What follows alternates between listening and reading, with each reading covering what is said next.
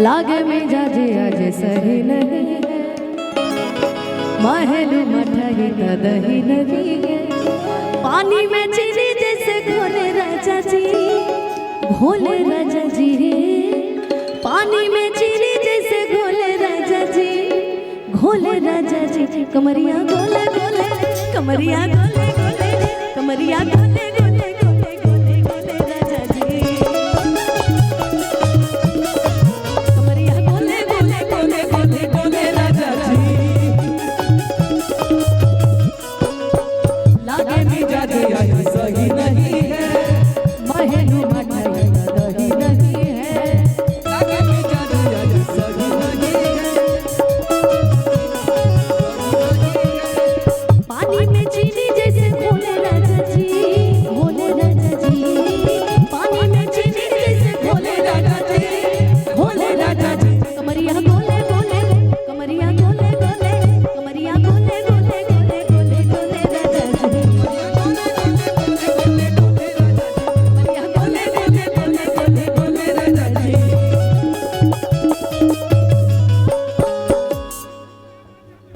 आप ही का स्केल है।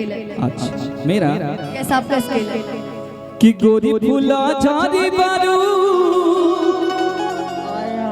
हर पापा के बारी बारू कि गोरी फूला झाड़ी बारू हर पापा के बारी बारू अब भड़के लू पैलो मजा पियर भरा तबारू कचका मारा मारू पियर भरा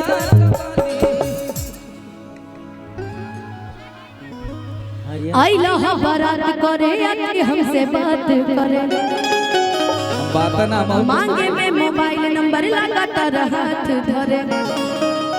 कि गोरी फूला झाड़ी बारू हर पापा के पारी बारू कि गोरी फूला झाड़ी बारू अरे पापा के पारी बारू लगलू पासारे पियर भरा कबाली कचका मारा तरुआ पियर भरा कबाली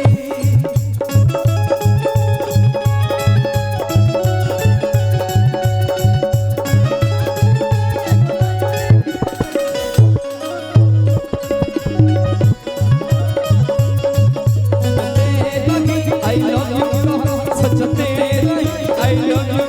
अतल को सर ले भागा, अतल को सर ले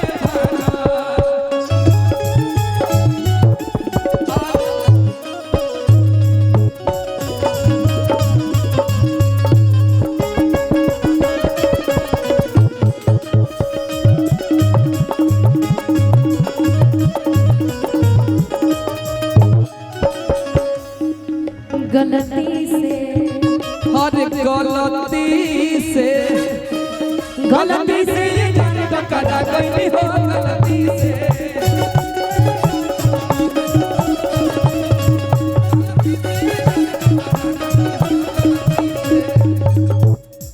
कि लड़की के देखी पगलाइल बड़का, बिल्कुल लागे कि भांग के आगिल बड़का। क्या करे बिहार में दारू बंद है तो भांग का काम चलाना पड़ता कि कहरत सारा बारू के बुझो तबरा बारू।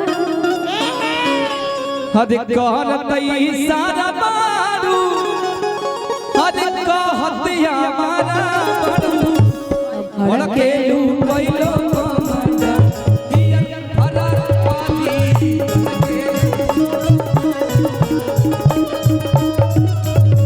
कच्चा काचा मारा तरुआ पियर भरा कबाली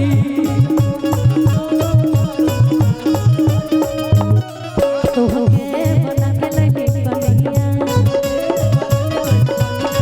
तो हजेले कदिन पर सनिया